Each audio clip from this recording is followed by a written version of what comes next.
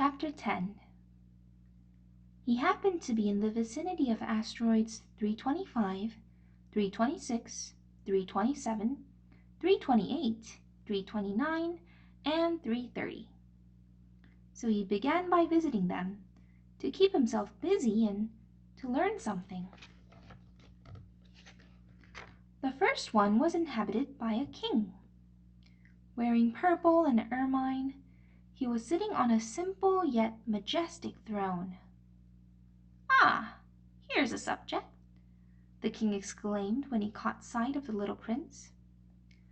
And the little prince wondered, how can he know who I am if he's never seen me before? He didn't realize that for kings, the world is extremely simplified. All men are subjects. "Approach the throne so I can get a better look at you," said the king, very proud of being a king for someone at last.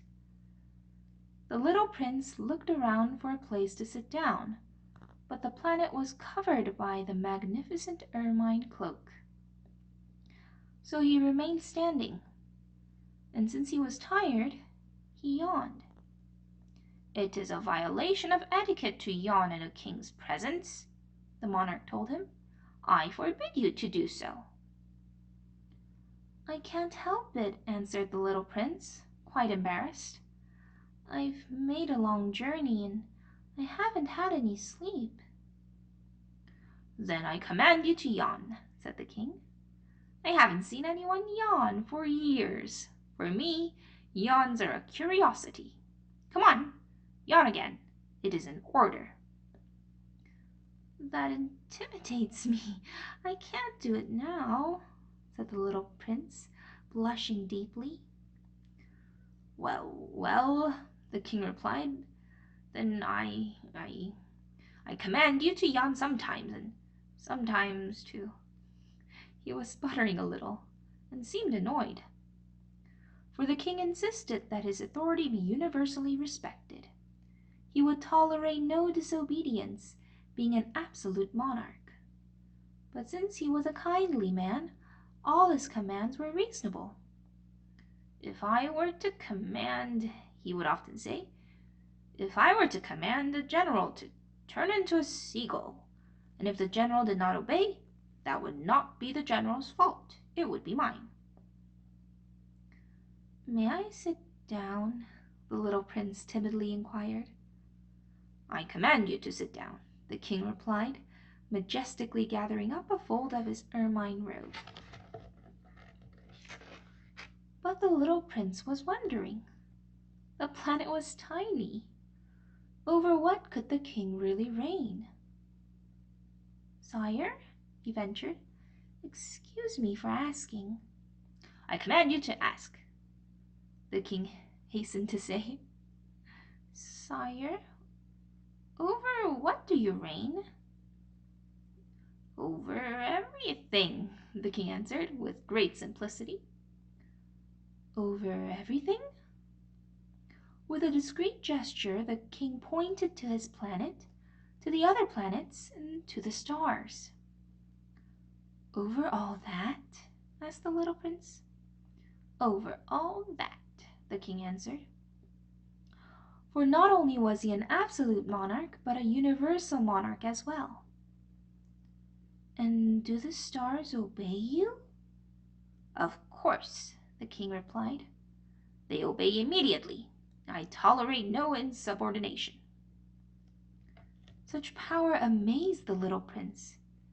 If he had wielded it himself, he could have watched not 44, but 72, or even 100, even 200 sunsets on the same day without ever having to move his chair.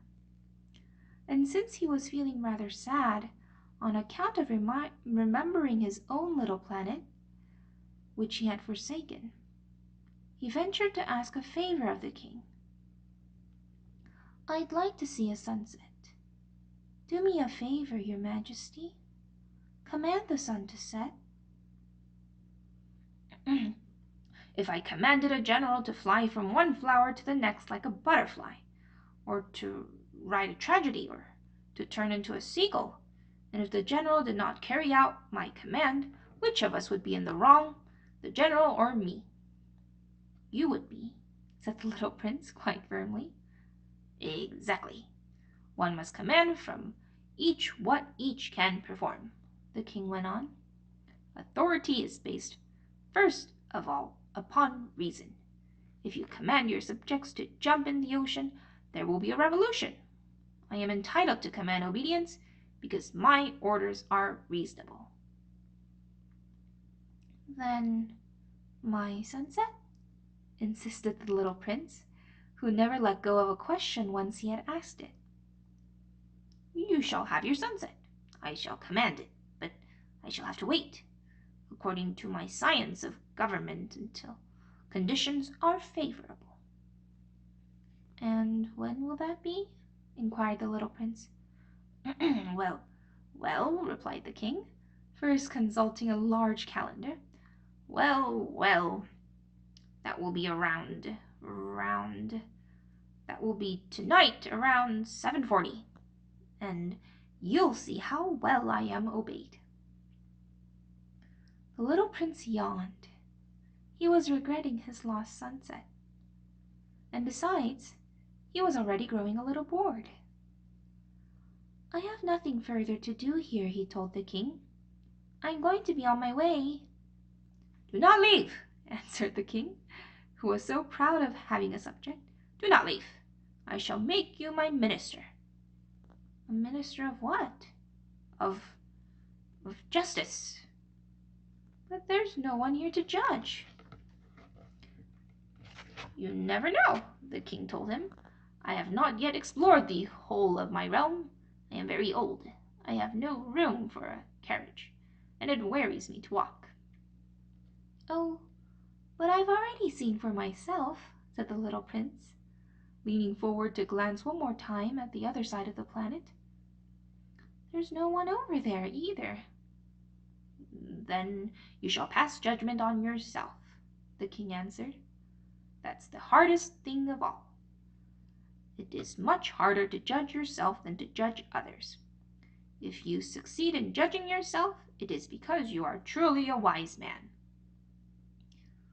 But I can judge myself anywhere, said the little prince. I don't need to live here. Well, the king said. I have good reason to believe that there is an old rat living somewhere on my planet. I hear him at night. You could judge that old rat. From time to time you will condemn him to death. That way his life will depend on your justice. But you'll pardon him each time for economy's sake. There's only one rat. I don't like condemning anyone to death, the little prince said. And now I think I'll be on my way. No, said the king. The little prince, having completed his preparations, had no desire to aggrieve the old monarch. If your majesty desires to be promptly obeyed, he should give me a reasonable command. He might command me, for instance, to leave before this minute is up. It seems to me that conditions are favorable. The king having made no answer, the little prince hesitated at first, and then, with a sigh, took his leave. I make you my ambassador, the king hastily shouted after him. He had a great air of authority. Grown-ups are so strange, the little prince said to himself as he went on his way.